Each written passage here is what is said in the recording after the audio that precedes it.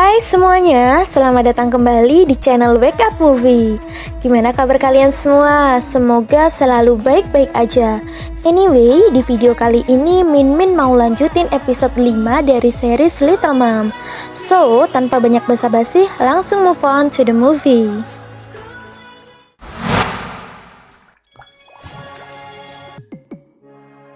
Di episode 5 dimulai dengan adegan ketika Naura, Yuda, Kenan, Selin, dan teman-teman Naura bertemu di suatu pantai.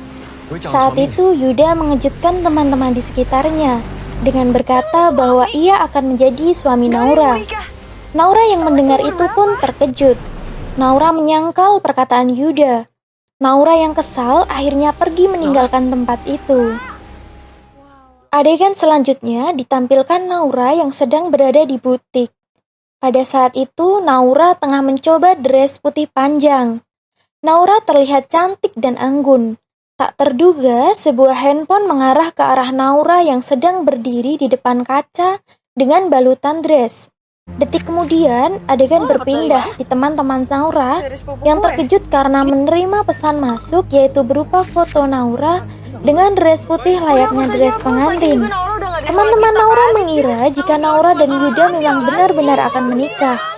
Salah satu sahabat Naura langsung menelpon Naura untuk mengonfirmasi foto tersebut.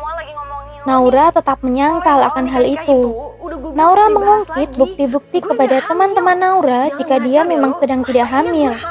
Namun tetap saja, teman-temannya itu tidak percaya. Teman-teman Naura termasuk Selin akhirnya meminta Naura untuk membuktikan sekali lagi jika dirinya memang tidak hamil.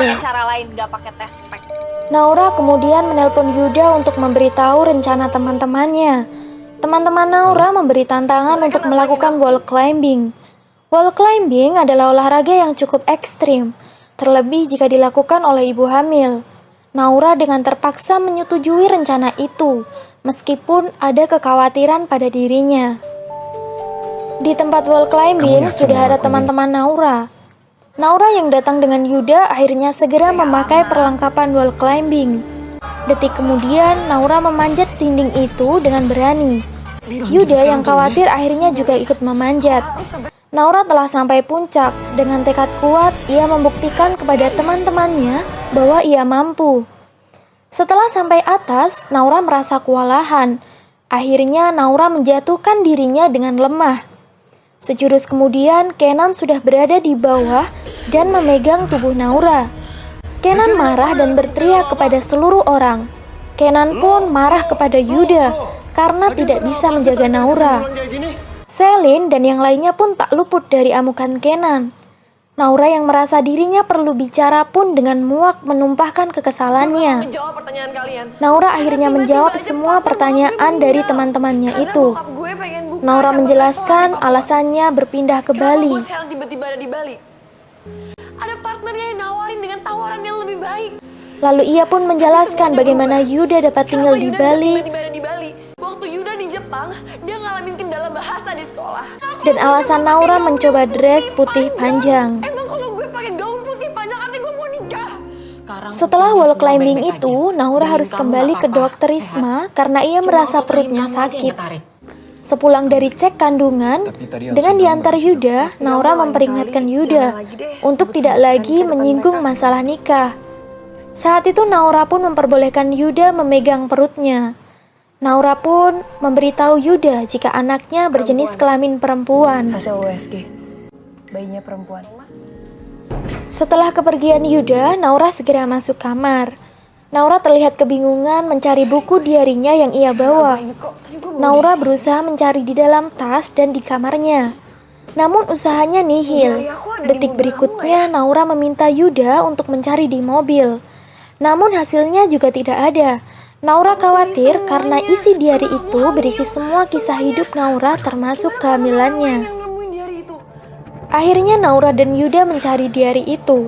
Mereka kembali ke tempat wall climbing sebelumnya. Semua tempat telah mereka datangi, namun tidak juga ditemukan buku itu. Kenan yang tahu akan hal itu menawarkan dirinya untuk membantu. Namun Naura menolak permintaan Kenan. Gak usah, gak apa-apa. Yuyut. Nyatanya, secara tidak terduga, buku diari itu sedang dibaca oleh Kiki, teman Selin. Kiki memperlihatkan raut wajah terkejut ketika melihat foto USG bertuliskan nama Naura.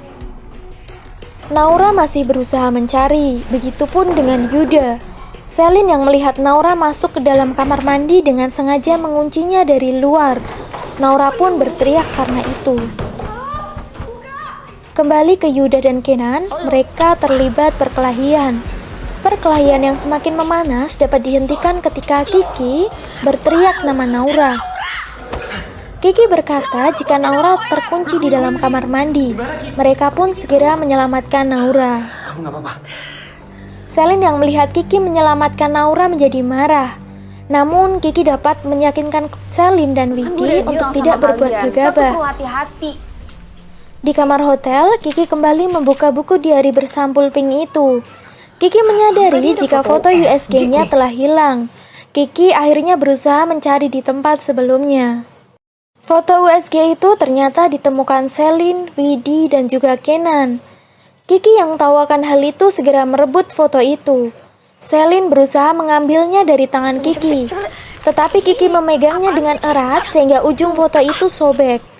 Nama Naura pun akhirnya tidak terbaca oleh Selin. Hanya saja, nama belakang Naura telah diketahui. Kiki memberikan jika foto USG itu adalah milik ibu Naura yang sedang hamil. Akhirnya Kenan menelpon Naura. Kenan mengajak Naura untuk keluar melihat kembang api. Kenan pun mengatakan jika ia akan mengembalikan foto USG milik ibunya. Naura pun akhirnya mengiyakan ajakan tersebut.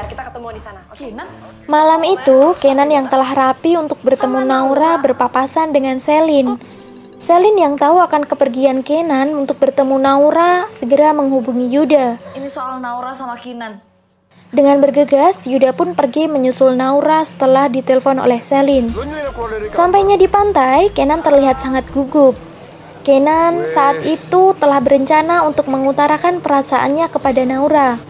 Saat hendak bicara, alih perhatian Naura harus berpindah ketika kembang api dinyalakan.